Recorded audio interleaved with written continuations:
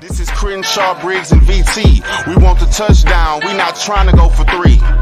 And it's best if you get up out the street, cause them bulls out the pen and they about to stampede.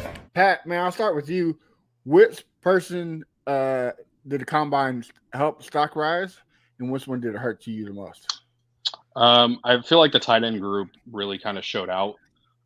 Washington specifically, I feel like, like we already knew he was kind of an athletic freak, but I feel like once he got on the field and did some things, he kind of helped himself a lot.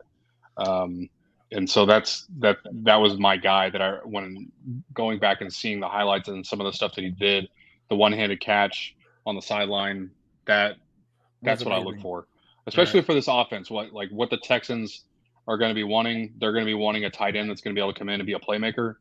And so I feel like that's going to be somebody that they're going to need to target, somebody that's going to be that athletic freak at tight end.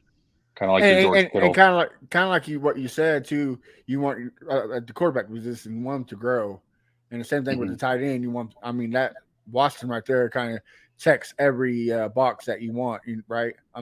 Has a pretty good floor but a high ceiling. Yeah, and help grow with the quarterback. Absolutely. So, who do you think hurt the most going to the combine? I don't know if anybody really got hurt. Maybe some of the corners didn't, perform speed-wise that a lot of people thought, but there was still a lot of guys in the cornerback class that did some really good things, agility-wise and speed-wise that helped them. I don't know anybody's stock really fell off because of the drills, at least not that I saw.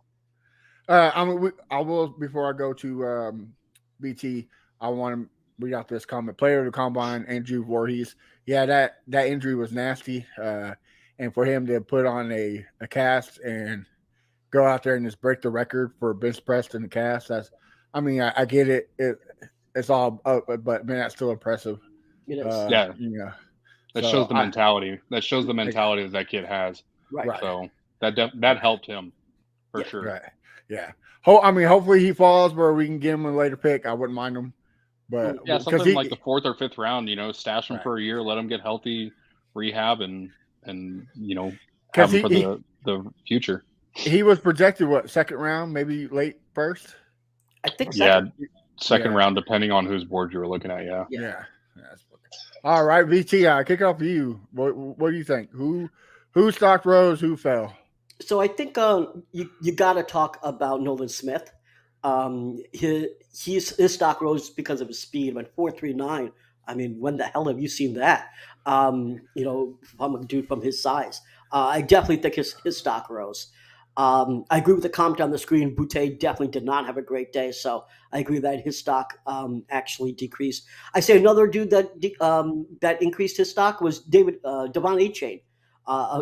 He actually did great in the drills and had a 4.32. But if I have to say overall, who I think got hurt the most, frankly, it's got to be Ringo. Ringo was going to be – I was looking at boards of him being the first corner off the board in the top 10 or top 15. He did not have a great combine. He was missing catches. His ball skills really lacked, at the combine. I think that he could drop out of the first and into the second. Now, that could be a little overreaction right now because we're still a little high from the combine. But, I do – there's a lot of people that were thinking that he was already overrated, that Christian Gonzalez and Joey Porter were over him, and Ringo was getting a lot of the love that really was unnecessary. So if he was overrated, I can see him dropping into, early-ish second round and being kicked out of the first. This is Crenshaw, Briggs, and VT. We want the touchdown. We not trying to go for 3. And it's best if you get up out the street, cause them bulls out the pen and they about to stampede.